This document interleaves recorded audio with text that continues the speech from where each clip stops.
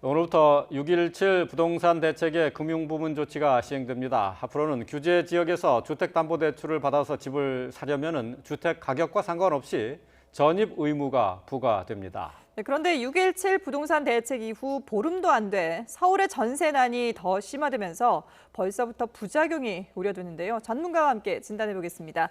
권대중 명지대 부동산학과 교수 나와 있습니다. 안녕하십니까? 안녕하세요. 예.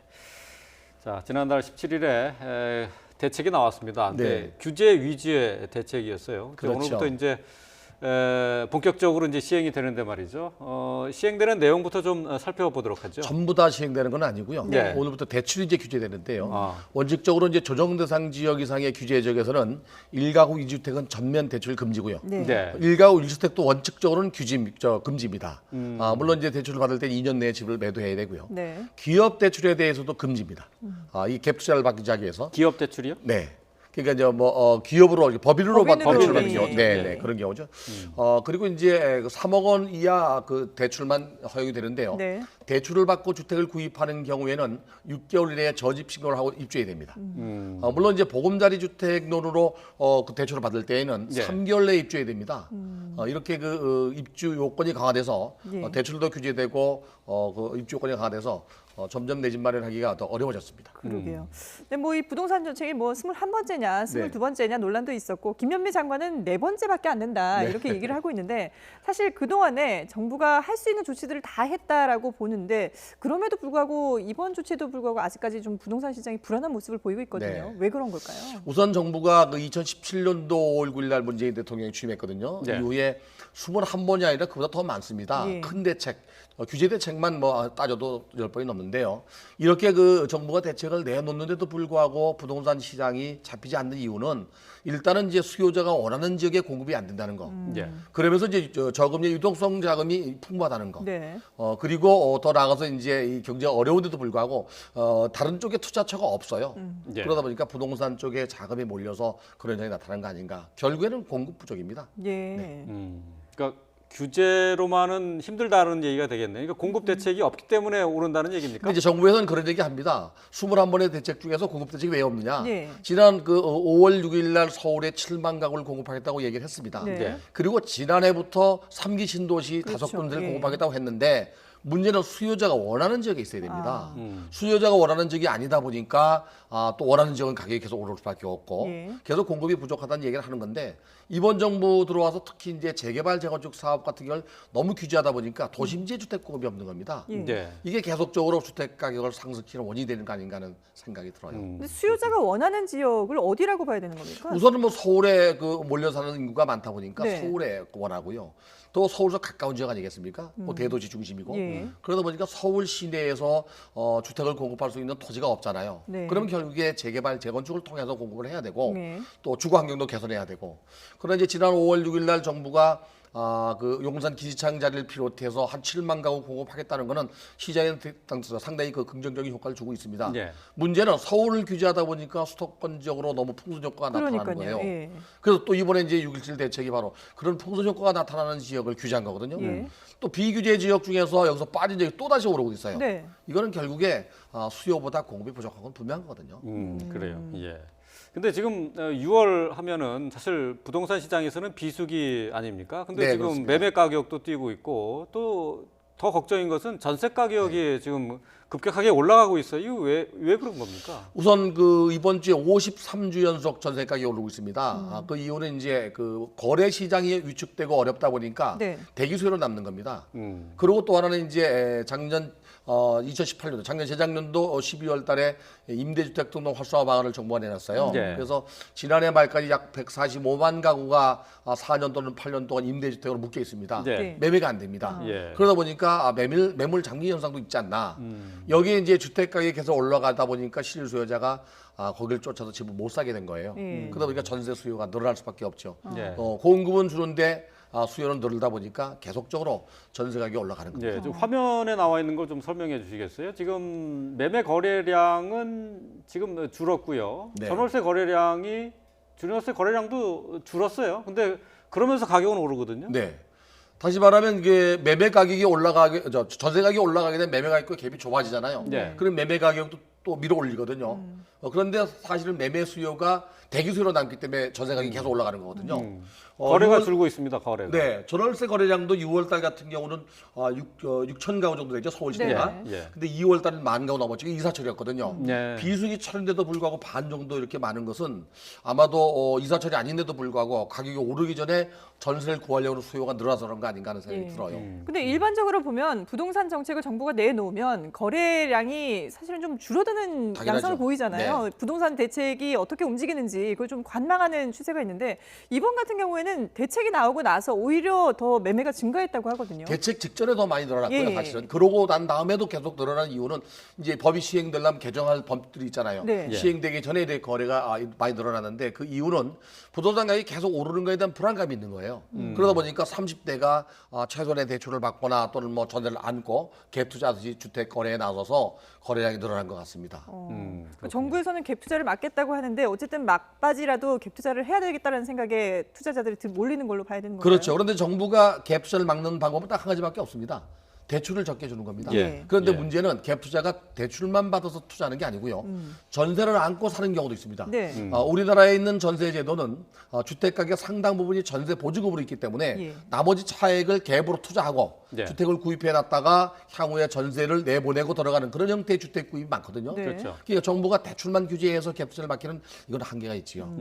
그래서 지금 내놓은 게 네. 집을 사면은 들어가서 살아라 하는 거 아닙니까? 갭 투자가 원천적으로 봉쇄된 거잖아요. 대출을 받을 경우에 지금 대출을 받고 구입하는 경우에 6개월의 입주입니다. 예. 아, 대출 받아서. 네, 하는 네. 경우에. 전세는 관계 없습니다. 단 이제 전세를 안고 살 때는 전세금 대출을 3억 원 이상 받았다면 상환해야 돼요. 예. 전세금 대출을 받지 않은 전세를 그냥 구입하는 경우는 제한이 없습니다. 아, 그렇군요. 예. 근데 지금 앞서도 뭐 살펴봤지만 전세 가격이 그렇게 오르고 있다 보니까 이제 피해는 실제로 전세에 들어서 살고 있는 사람들이 상당히 지금 피해가 그렇죠. 입고 있잖아요. 실수요자나 예. 전세입자가 피해를 보죠.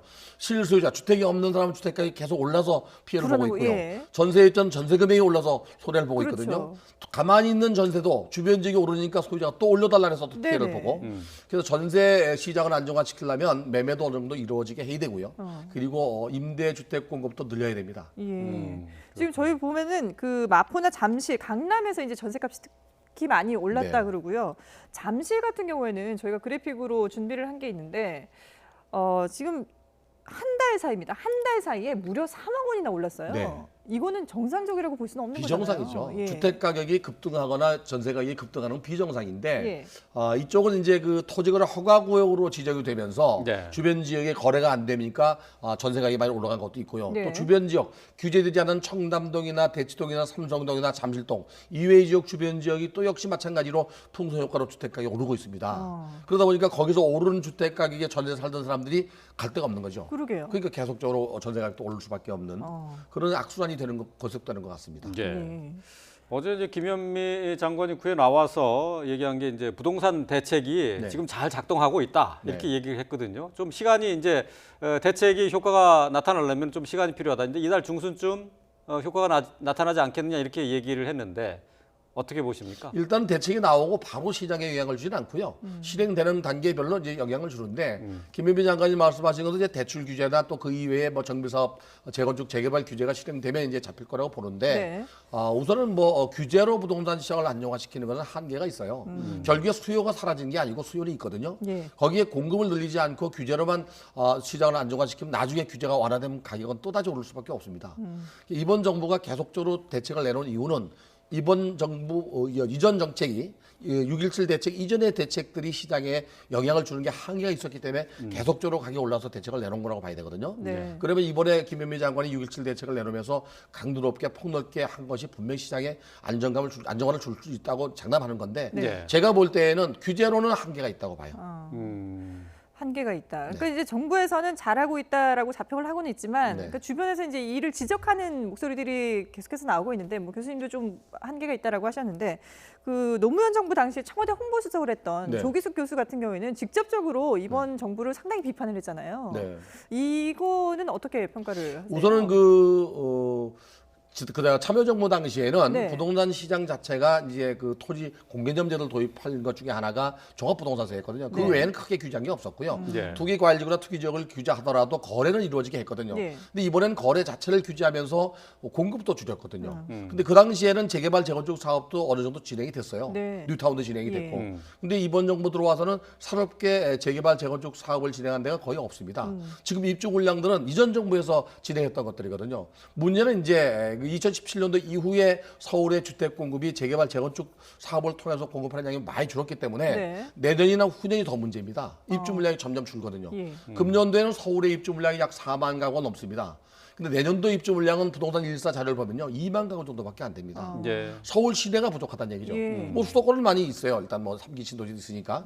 그래서 주택 공급이 바로 부동산 가격을 올리는 그런 효과를 나타내는 거 아닌가 생각이 들어요. 근데 네. 정부로서도 고민인 것이 지금 서울 시내 공급을 올리기 위해서 재건축이나 재개발 규제를 만약에 풀게 되면 가격도 오르죠. 거기서 또 가격이 네. 오르게 되잖아요. 그러니까 규제를 해왔기 때문에 예. 규제 완화하면 제가 오른다 그랬잖아요. 예. 이미 늦었어요. 이미 늦어서 규제를 완화시키는 지역은 계속적으로 가격이 오를 거란 말이죠. 그러게요. 네.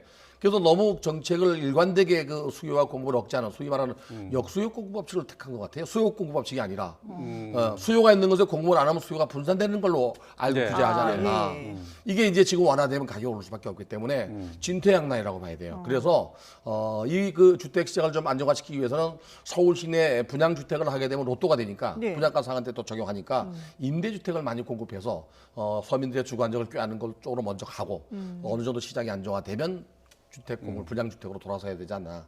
어쨌든 간에 공급은 해야 됩니다. 예. 지금 조기숙 교수의 얘기를 잠시 전에 좀 화면을 통해서 잠시 보여드렸습니다만은 조기숙 교수가 얘기한 게 이제 문 대통령의 부동산에 대한 인식이 바뀌어야 된다 이렇게 얘기를 했거든요. 이거 구체적으로 어떤 얘기라고 해석할 수 있을까요? 그 당시에는 이제 불로소득이나 또는 뭐 양극화를 위해서 이렇게 많이 가진 사람들에게 세금을 물리는 정책. 그게 아마 참여정부였다면 네. 이번 정부는 일단은 집이 있는 사람들에게는 세금을 중과세하거나 또는 네. 뭐 과세를 많이 해서 부의 평등을 양극화를 해소하는데 초점을 맞춘 것 같아요. 예. 일각에서는 뭐 주택을 갖고 있으면 죄인 취급한다는 얘기 나올 정도로 네, 네, 네. 주택을 갖고 있는 게 부담스러워진단 말이죠. 특히 이제 청와대에 있는 참모진이나 참모진, 또는 예. 공직자 750명 중에 상당수가 3분의 2 정도 240명 이상이 2주택자예요. 그렇죠. 물론 예. 3주택자도 52명이나 됩니다. 근데 자기들은 집을 정작 안 팔거든요. 그 이유가 이 다른 소득보다 부동산 가격이 더 많이 오르기 때문에 그런 것 같습니다. 예, 그러나 이번 예. 정부는 어쨌든 1가구 2주택, 3주택자를 갖고 있으면 부담스럽게 보여서 올리겠다는 게 방향인 것 같아요. 예, 제가 그 국토교통부에 이제 박선호 차관이 있는데 얼마 전에 TV에 나와서 얘기를 하는데 말이죠. 이게 추가적인 대책을 내놓겠다. 이제 뭐 이렇게 얘기를 했는데 사실 박선호 차관 자체가 다주택자 아닙니까? 네. 강남에 집이 있고 또 세종시에도 집이 있고 건물도 하나 있어요. 근데 이러다 보니까 시장에서 다주택자들이 정책을 하니까 이렇게 된다. 이렇게 신뢰가 비판을 잃어버리는 하는 건 거죠. 아니겠습니까? 네. 아마 추가 대책을 내놓는다 하더라도 현재 지금 그 접경 지역인 김포나 파주나 연천이나 이 주변 지역에 풍수 효과 나타나는 비규제적으로 지금 돼 있기 때문에 예. 이런 쪽을 규제할 거고요. 만약에 지금 주택 시장 자체를 규제한다 그러면 아마도 뭐 보유세를 인상하는 정도가 되지 않겠다는 생각이 들어요. 이미 웬만한 대책은 뭐 규제는 다 나와 있거든요. 종부세 인상도 나올 수 있다고 보세요? 그렇죠. 예. 일단 20대 국회에서 통과하지 못한 종합부동산세가 21대 국회에서 통과될 걸로 보여지고요. 특히 이제 임대차 3법이 있어요. 네. 임대주택 계약자는 신고를 해야 되거든요. 예. 그런 거라든지 뭐 전월세 상한이나 계약계획 청구제가 아마도 조기에 통과되지 않겠나. 그래 되면 또 역시 시행되기 직전에 임대료가 또 올라갈 수 있고 부작용도 나타날 수 있어요. 예.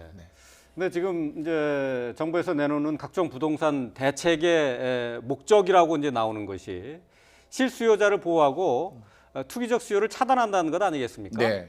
그러면 투기와 실수요자는 어떻게 구분이 됩니까? 저는 제 개인적으로는 무주택자라고 하면 규제를 하지 말아야 된다고 생각해요. 네. 주택이 있는 사람이 자기 집을 팔고 이전하는 수요가 있거든요. 네. 그럼 일정 기간 동안 주택 구입하고 전 주택을 처분하게 하면 되거든요. 네. 근데 무주택자까지도 규제했거든요, 지금. 무주택자는 주택을 구입해야 될 사람들이기 때문에 대출 규제나 또는 뭐 여러 가지 세제 혜택을 주면서 그들에게 주택을 구입할 수 있게 독려해야 됩니다, 사실 오히려. 예. 근데 이제 주택 공급이 서울은 부족하다 보니까 이게 점점 더 악순환을 반복하는 겁니다. 그러니까 이번 정부는 실수요자를 무주택자까지도 제한하는 거 아닌가. 지금 무주택자가 주택 구입하는 경우도 좀 제한돼 있잖아요. 네네. 예. 그러니까 무주택자 같은 경우는 결국 갭 투자를 할 수밖에 없는데, 그러니까 돈을 현금을 왕창 가지고 있지 않은 다음에야 갭 투자를 할 수밖에 없지 않습니까? 그렇죠. 이제, 대출도 규제가 예. 있습니다. 그러니까 대출 규제 자체가 좀 문제가 있다 이런 지적이시네요. 그렇죠. 무주택자가 대출을 받아서 주택을 구입하거나 또는 뭐 전세 않고 집을 사는 경우에는 1주택자가 되는 거니까 예. 이때는 좀 그 정부가 좀 규제를 완화해야 될 필요가 있다고 생각이 됩니다. 예, 알겠습니다. 네, 지금까지 권대중 명지대 부동산학과 교수와 함께 얘기 나눠봤습니다. 잘 들었습니다. 고맙습니다.